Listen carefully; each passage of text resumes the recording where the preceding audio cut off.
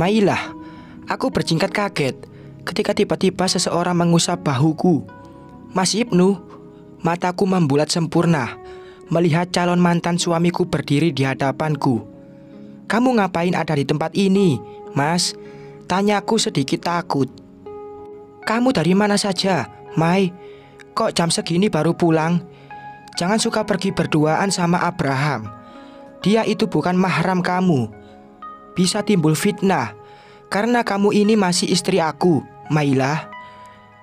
Kamu juga harus pandai menjaga kehormatan kamu sebagai seorang istri. Kita sudah mau pisah, Mas. Aku masih bisa merujukmu. Aku tidak mau.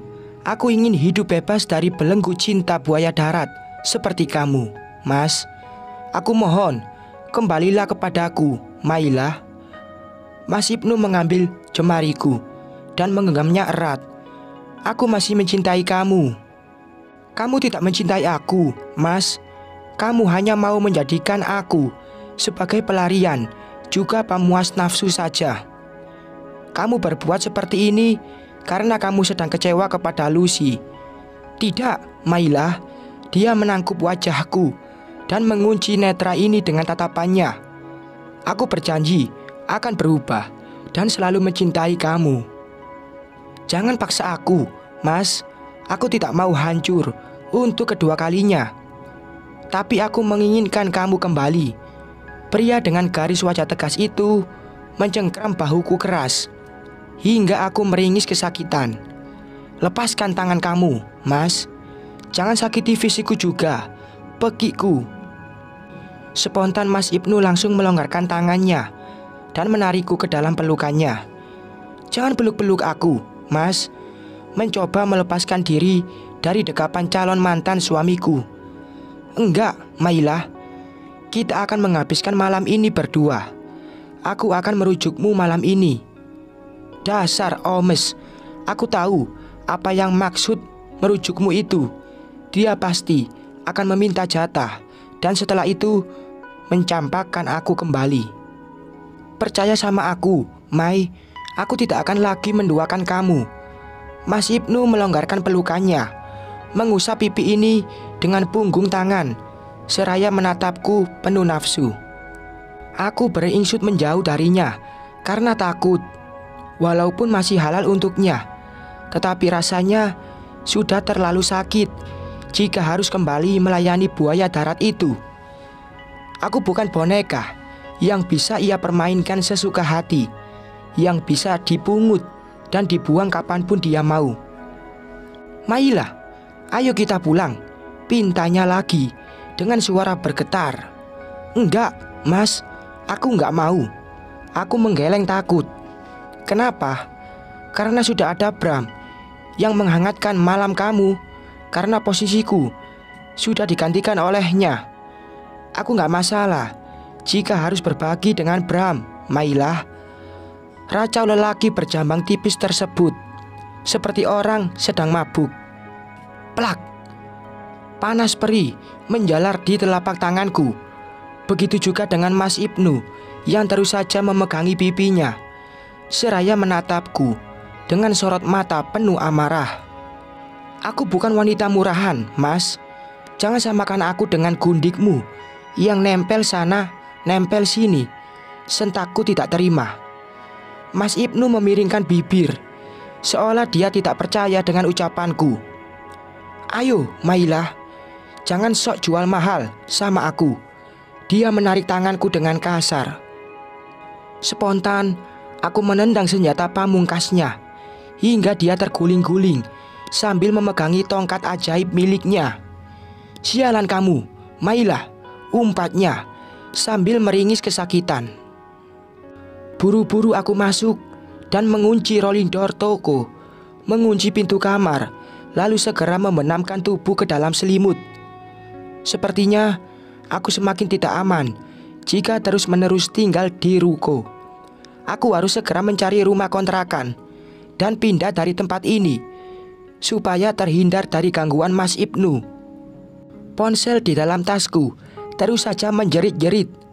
Aku mengabaikannya karena sudah pasti Mas Ibnu lah yang menghubungiku. karena belum terpenuhi. Dasar buaya buntung.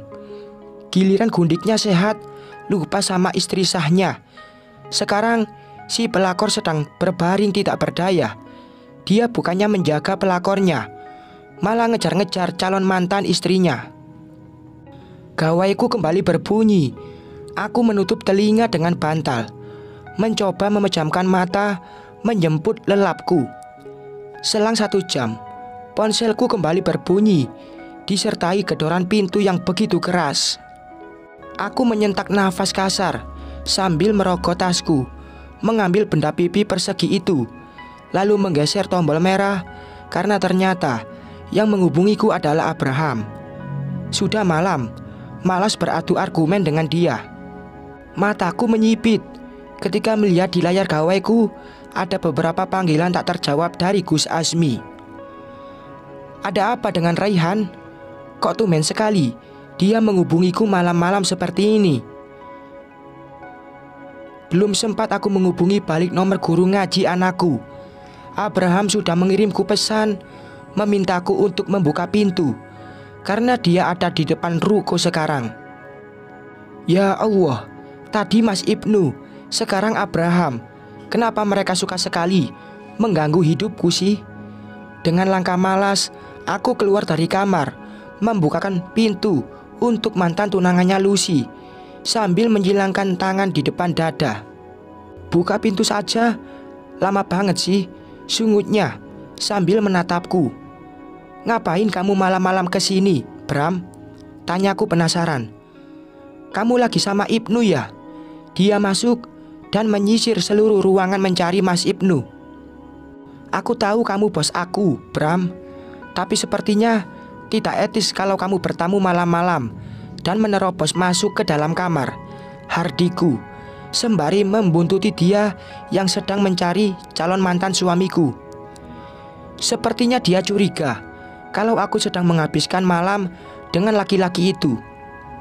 Habis, kamu dihubungi susah banget, jawabku, sembari celinguan.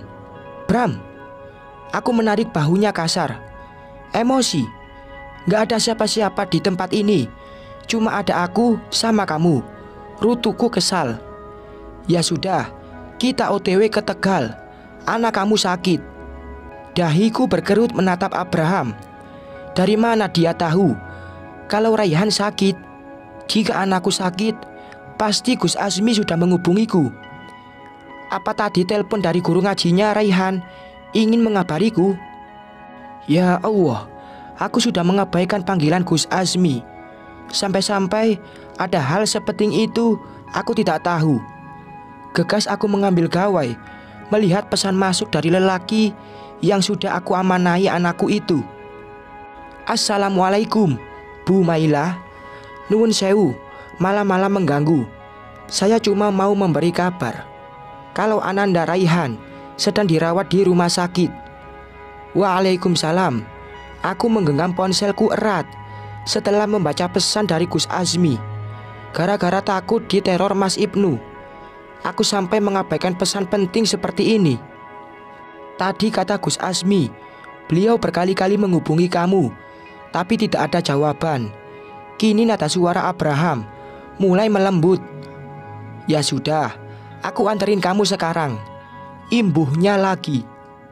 Tapi gak usah nolak, potong Abraham sambil melipat tangan di depan dada. Aku mau naik travel saja, Bram. Gak mau merepotkan kamu. Maila, ya Allah, anakmu lagi sakit. Sekarang dia butuh kamu, Mai. Kalau pakai travel harus nunggu besok. Kasihan Raihan, Mai. Sentaknya membuat aku tidak bisa menolak. Buru-buru aku memasukkan beberapa potong baju dan kerudung ke dalam tas, memberitahu Mas Ibnu juga, menyuruhnya segera menyusul ke Tegal. Biar bagaimanapun Mas Ibnu adalah ayahnya. Dia berhak tahu keadaan Raihan sekarang. Aku tidak mau menjauhkan anakku dengan ayahnya. Bersambung.